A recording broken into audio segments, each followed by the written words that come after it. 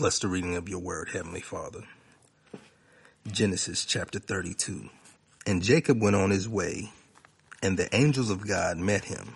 And when Jacob saw them, he said, "This is God's host." And he called the name of that place Mahanaim. And Jacob sent messengers before him to Esau his brother unto the land of Seir, the country of Edom.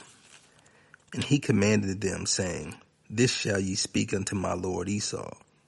Thy servant Jacob says thus, I have sojourned with Laban and stayed there until now.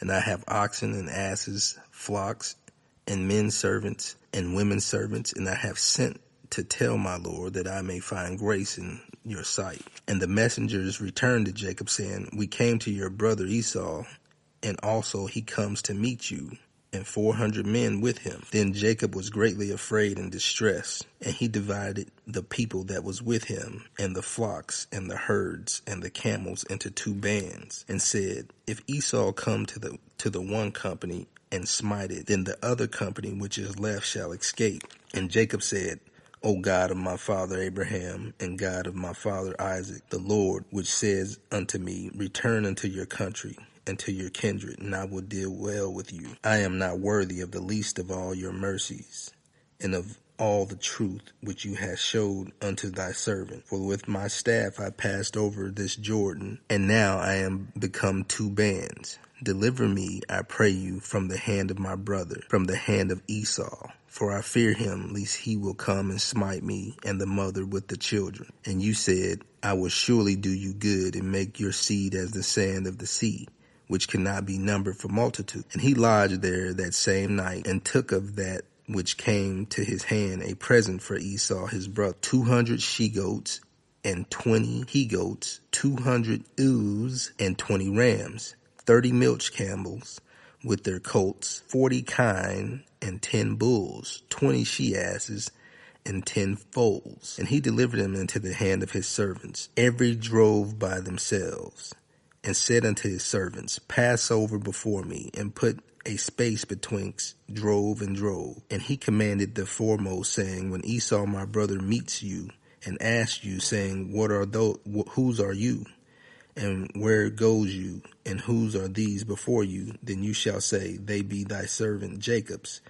It is a present sent unto my lord Esau, and behold, also he is behind us." And so commanded he the second, and the third, and all that followed the droves, saying, "On this manner shall ye speak unto Esau when ye find him. And say ye, Moreover, behold, thy servant Jacob is behind us, for he said, I will appease him with the present that goes before me, and afterward I will see his face. Peradventure he will accept of me." So went the present over before him, and himself lodged that night in the company. And he rose up that night, and took his 2 wives, and his 2 women servants, and his 11 sons, and passed over the ford Jabbok. And he took them, and sent them over the brook, and sent over that he had. And Jacob was left alone, and there wrestled a man with him until the breaking of the day. And when he saw that he prevailed not against him, he touched the hollow of his thigh, and the hollow of Jacob's thigh was out of joint as he wrestled with him. And he said, "Let me go, for the day breaks." And he said, "I will not let you go, except you bless me." And he said unto him, "What is your name?" And he said, "Jacob." And he said, "Your name shall be called no more Jacob, but Israel. For a prince has you power with God and with men, and has prevailed." And Jacob asked him and said, "Tell me, I pray thee, your name."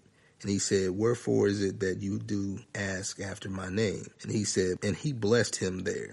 And Jacob called the name of the place Peniel, for I have seen God face to face, and my life is preserved. And as he passed over Penuel, the sun rose upon him, and he halted upon his thigh. Therefore the children of Israel eat not of the sinew which shrank, which is upon the hollow of the thigh, unto this day, because he touched the hollow of Jacob's thigh in the sinew that shrank.